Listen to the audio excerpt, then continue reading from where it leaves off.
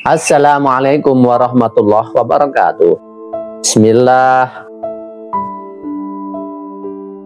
Alhamdulillahil azizil ghafar al-alimis sattar al-mutafaddili bil ata'i al-midrar. Allahumma sholli wa sallim ala sayyidina Muhammadin salaman tujirona biha minan nar wa tudkhilana bihima al-jannata ma'al abror. Kepada semuanya makhluk di jagat alam raya, semoga dirahmati Allah Subhanahu wa Ta'ala. Sekarang saya membacakan kata mutiara hikam yang ke-82. Man wajata samrota amalihi ajilan fahuwa dalilun ala wujudil qabuli ajilan. Barang siapa yang menemui bahwa amalnya ketika di dunia ini ada buahnya,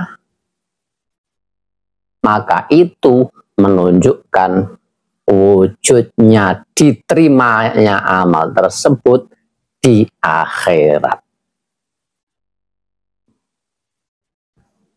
Jadi amal itu ada asarnya, ada bekasnya. Ketika kita di dunia beramal baik akan dibalas oleh Allah.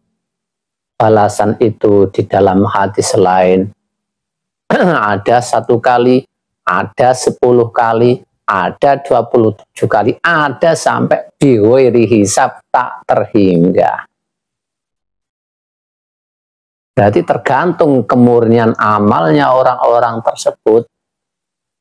Sejauh mana keikhlasannya, sejauh mana kemurniannya amal tersebut.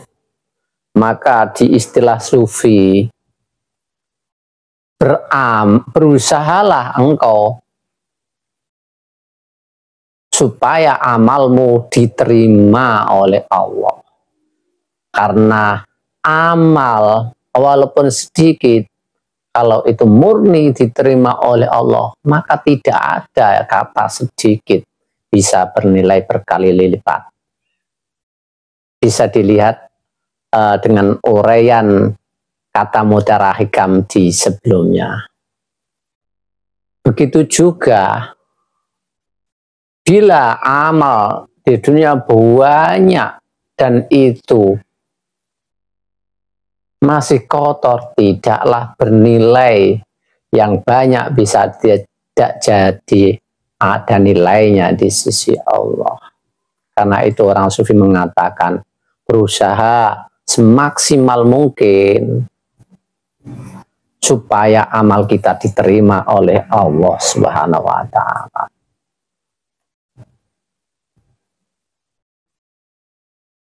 Wa qadha rabbuka alla ta'budu illa iyyahu wa bil walidaini ihsana.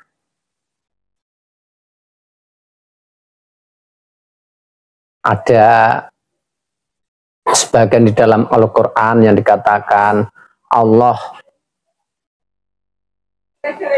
memastikan supaya menyembah Allah dan berbuat baik kepada orang tua seperti itu. Karena apa? Karena yang melahirkan kita di dunia secara fisik adalah orang tua kita. Ya Allah lah yang mendohirkan kita, tapi lewat orang tua kita itu.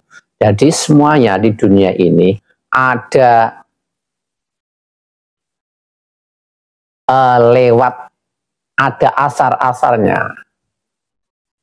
Kita mendohir di dunia, didohirkan, dilahirkan oleh orang tua kita. Begitu juga kita beramal di dunia ini, tentu juga ada asarnya, ada bekasnya, ada buktinya.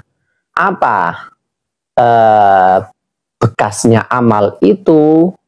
Yang menunjukkan diterima oleh Allah Subhanahu wa Ta'ala, yaitu jika amal tersebut kita telah merasakan manisnya dan lezatnya amal tersebut di dalam rohani kita. Kita senang rohani, walaupun fisiknya susah, tetapi walaupun dunianya susah, tapi rohani kita senang. bergembira, rasa berterima kasih kepada oleh Allah, dan itu rasa itu tidak bisa dinilai, tidak bisa diukur. Rasa senang, gembira, terima kasih pada Allah tidak ada pakai ukuran apa. Setiap orang berbeda-beda. Nah, disitulah amal akan dibalas oleh Allah dengan bighairi hisab, tak terhingga.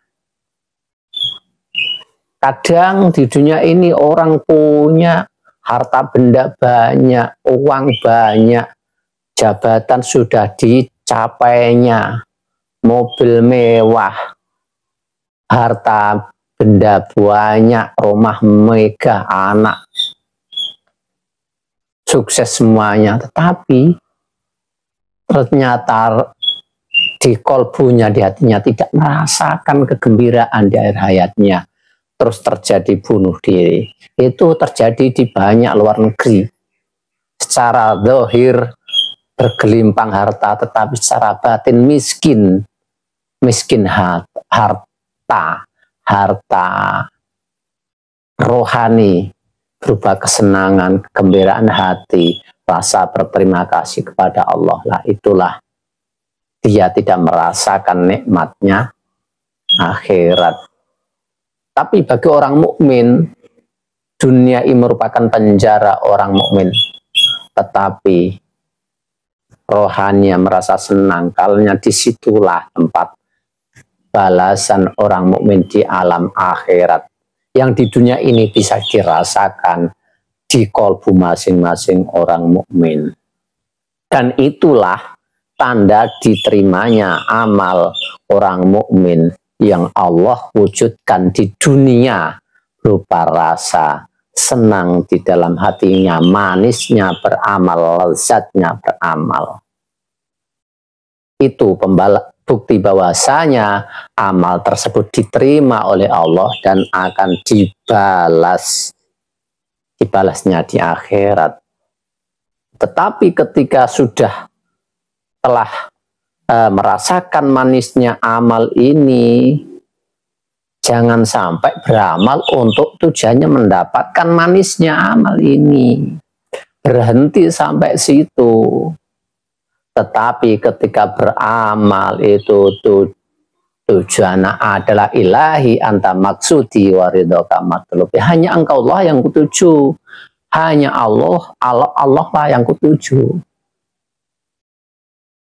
Dan ridhonya yang kita cari. Ridho itu apa? Sesuatu yang tidak terdeteksi akal dan panca indera adalah qadim. Dan qadim itu, ridho itu, kalau seseorang bisa mencapai teknologinya, bisa dibawa ke dunia dengan ridhonya, kita juga akan di dunia terlihat makmur. Seperti itu. Karena apa? Kita tidak, orientasinya tidak boleh merasakan lezat dan manisnya iman, katanya manisnya amal, katanya itu tanda diterima amal. Iya, tentu kalau orang mempunyai tujuan itu dan tujuannya telah tercapai, kadang ia tinggalkan amal tersebut. Contoh, seorang bercita-cita ingin mendapatkan istri cantik. Dia sangat mengejar dengan berbagai macam cara terhadap satu perempuan tersebut. Tapi ketika dia sudah dapatkan istri itu, perempuan itu menjadi istrinya, dia sudah tidak berupaya lagi enak-enakan. Nah, itu sudah tidak beramal, tidak mengupayakan ya apa untuk menggaitnya lagi. Dan itulah, kalau tujuannya masih ingin mendapatkan manisnya amal, berarti itu masih kepentingan nafsu kita. Dan itu dapat merusak ikhlasnya ibadah kita. Karena sebetulnya yang kita cari bukan manisnya itu, manis atau pahit, itu bukan tujuan kita. Tujuan kita adalah Allah Subhanahu wa Ta'ala. Demikian, semoga bermanfaat. Semoga kita bisa beramal, kemudian di dunia ini merasakan manisnya amal yang menjadi tanda itu diterimanya amal kita di akhirat, sampai menjadikan amal kita itu benar-benar ikhlas karena Allah Ta'ala, dan bisa kita lakukan sampai akhir hayat kita sehingga selamat di dunia dan akhirat dengan husnul khotimah. Wallahu hadi ila subuli rosyad. Wassalamualaikum warahmatullahi wabarakatuh.